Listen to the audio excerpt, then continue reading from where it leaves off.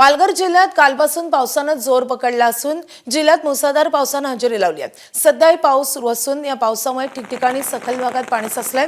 जिल्ह्यातील जव्हार मोखाडा सारख्या भागामध्ये मोठ्या प्रमाणात पाणी टंचाई जाणवत होती, तर शेतकऱ्यांच्या पेरण्या खोळंबल्या होत्या।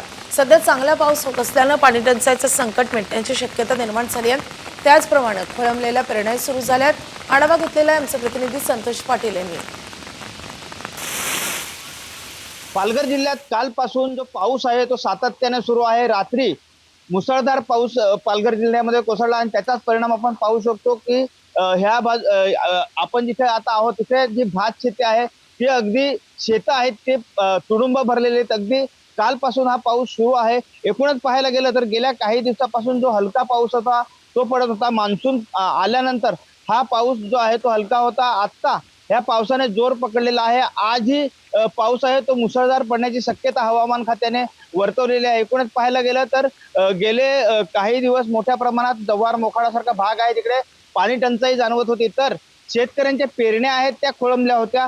हा चांगला पाऊस झालेला आहे आणि आता आपण बघाल तर ठिकठिकाणी शहरांमध्ये सुद्धा सखल भागामध्ये पाणी आहे ते साचायला सुरुवात झालेली आहे। तर ही जी शेतं आहेत ती सुद्धा आपल्याला तुडुंब भरलेली दिसतात। एकूणच पाहायला गेलं तर हा चांगला पाऊस होत आहे, त्यामुळे अगदी जे पाणी टंचाईचं संकट होतं ते सुद्धा मिटण्याची शक्यता निर्माण झालेली आहे। तर दुसरीकडे जी भात पेरण्या आहेत तुझ्या खोळंबलेल्या होत्या त्या सुद्धा आता जोमाने सुरू होतील, त्यामुळे शेतकरी आणि नागरिकही ह्या पावसामुळे समाधान व्यक्त करतायत। संतोष पाटील, एबीपी माझा, पालघर। एबीपी माझा, उघडा डोळे बघा नीट।